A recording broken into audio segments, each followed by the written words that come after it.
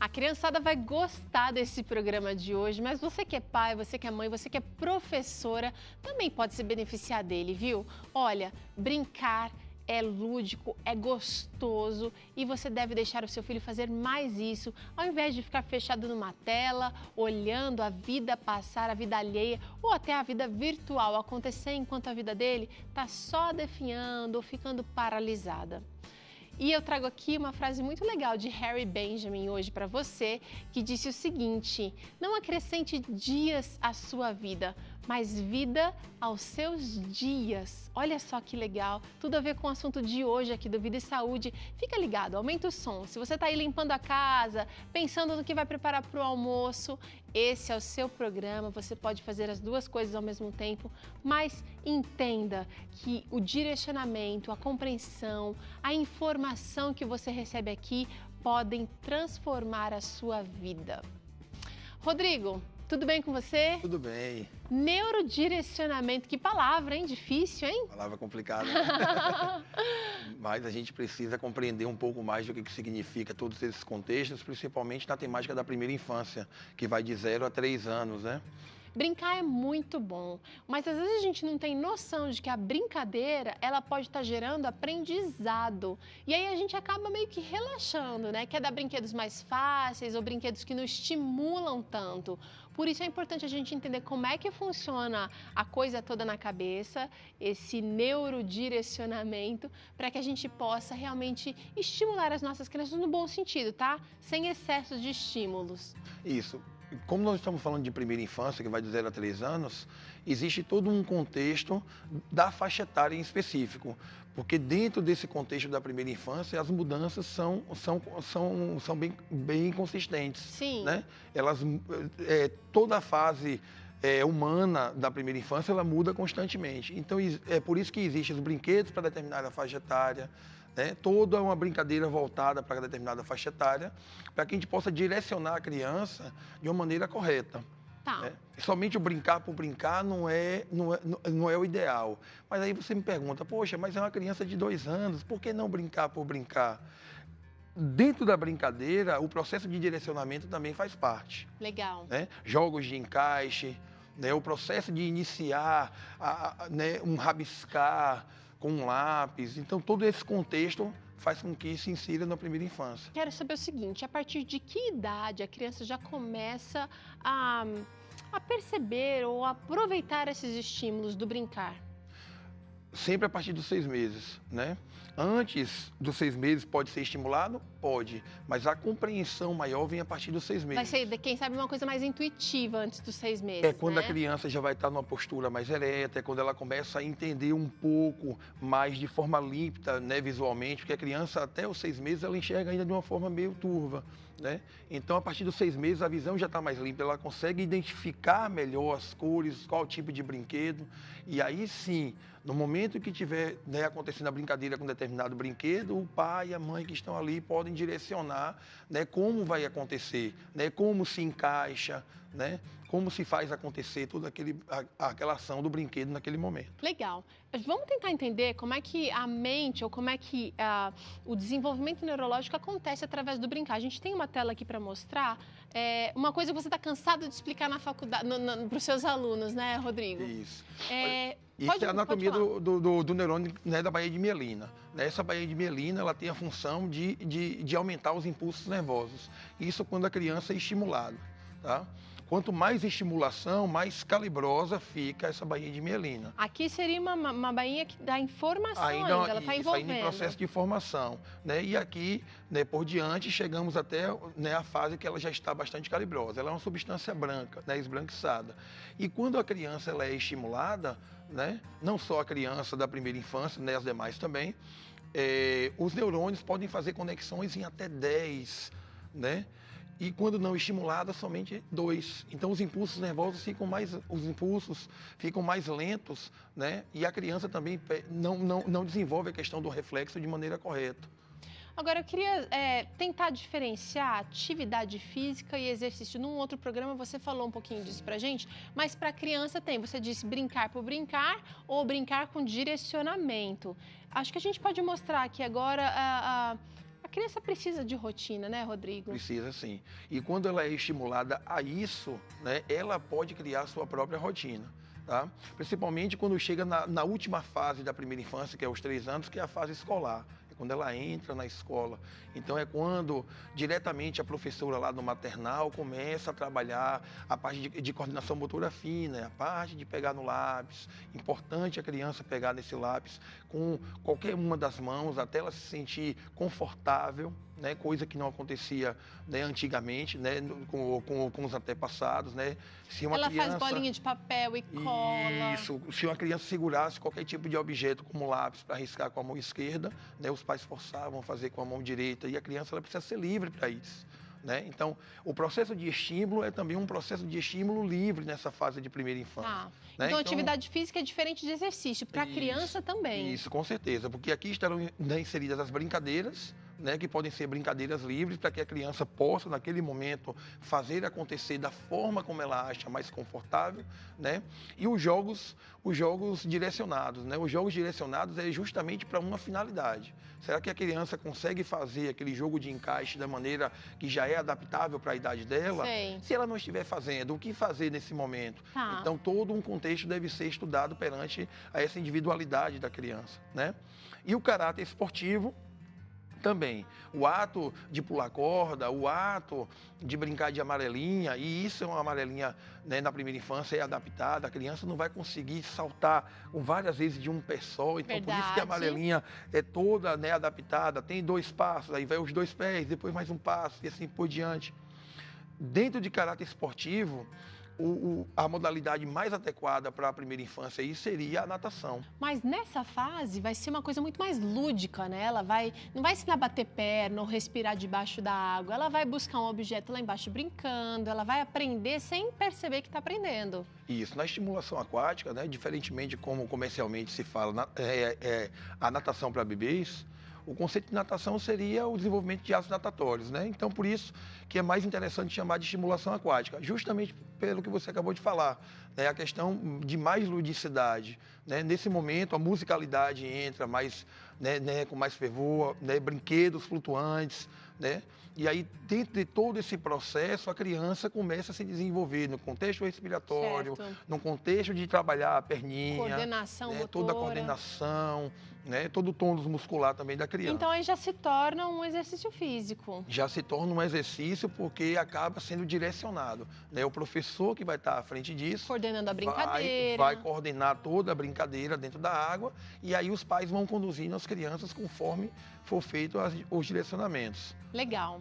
Então, Bom, aí vem a melhoria do desenvolvimento motor, controle de peso da própria criança, né? Independente de qualquer coisa, a partir de 6 meses começa a inserção do alimento que não seja só o leite materno.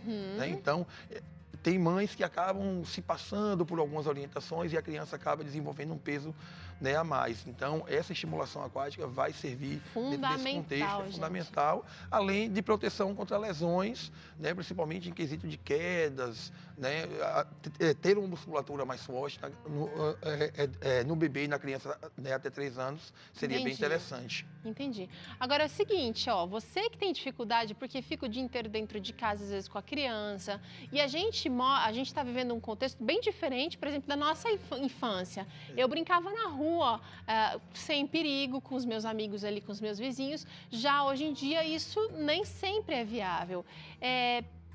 Vamos dar uma olhada aqui em algumas ideias, alguns jogos, algumas atividades ou exercícios que a criança pode fazer já para determinadas faixas. Aliás, para essa primeira infância, especialmente, né? Algo importante que você falou aí é que as crianças hoje vivem dentro de uma redoma virtual, né? Então, as crianças hoje dificilmente brincam na rua, né? Dificilmente brincam de gude, brincam de empinar pipa, carrinho de rolemã, de jogar peão, e dentre outras brincadeiras que, né, nós trazemos aqui. O esconde-esconde, o pega-pega. Importante ressaltar, as crianças hoje, por não brincarem, de maneira mais fervorosa em ambientes abertos, elas acabam não sabendo nem correr, acabam por tropeçar no próprio pé no momento da brincadeira do pega-pega. Na nossa profissão, a gente vê isso comumente, né? De fazer uma brincadeira de pega-pega e em determinado momento uma criança tropeçar no próprio pé e acabar vindo até se machucar. Quer dizer, ela não desenvolveu a habilidade ainda, né? E a partir disso, torna-se uma criança, né, introspectiva. O jogo de amarelinha é um jogo de desafio. Ela vai ter que ser desafiada em determinado momento a saltar de um pé só. Um pé, equilíbrio. Depois fazer o equilíbrio com os dois pés. Então, chega um determinado momento que ela não tem esse estímulo, ela fala, eu não quero brincar, professor, eu não quero participar da brincadeira. Né? Por mais que ela seja ainda novinha, com 2 anos. Então, a gente tem que ir trabalhando de uma maneira que ela seja inserida dentro daquele contexto, que ela seja inserida de maneira voluntária. Né? E ela também vai desenvolver autoconfiança aqui, né? Isso, a pouca idade também, a gente não pode também estar vindo a forçar essa criança. Pressionar, não é hora de pressionar. Tem que ser algo prazeroso, tem que ser algo voluntário. A gente pode lembrar de rouba-bandeira, de pega-pega, a gente já falou aqui, mas... Queimada, muito legal. Queimada, coelhinho sai da toca, são inúmeras atividades. Tem uma do lenço também, né? De fazer uma brincadeira na roda do lenço, onde está o lenço tem que sair correndo atrás. Tem um chicotinho queimado, que é bem parecido com esse do lenço aí também, o chicotinho queimado. Né? É porque na Bahia também tem algumas nomenclaturas diferenciadas. Você está falando na Bahia, mas o Brasilzão é muito grande. O Brasilzão é muito grande, aí a nomenclatura... Imagine as brincadeiras. Resgata algumas brincadeiras aí da sua época de infância. E se não tem ninguém para estimular o seu filho, quem sabe você não organiza aí com a turminha do prédio onde vocês moram. No final da tarde, a criançada chegou da escola, organiza 15, 20 minutos de brincadeira, vai fazer muito bem, né? Eu tenho um projeto lá na instituição que eu ensino, que eu chamo Lazer das Antigas, que a gente propõe, né, a um grupo de crianças a participarem de brincadeiras, né, somente das antigas. Então é a corridinha de tampilha no ambiente de terra, gude, a pipa, né, a amarelinha. Peão é legal também. Peão também. Então, assim, a gente coloca as crianças em teste para poder elas vivenciarem o que nós vivenciamos na nossa infância. Né? Rodrigo, vamos conversar para cá agora. A gente normalmente acha que dar brinquedo... meu filho já tem demais. A gente dá o brinquedo e quer que a criança se estimule sozinha, ou aprenda sozinha, jogue sozinha, brinque sozinha.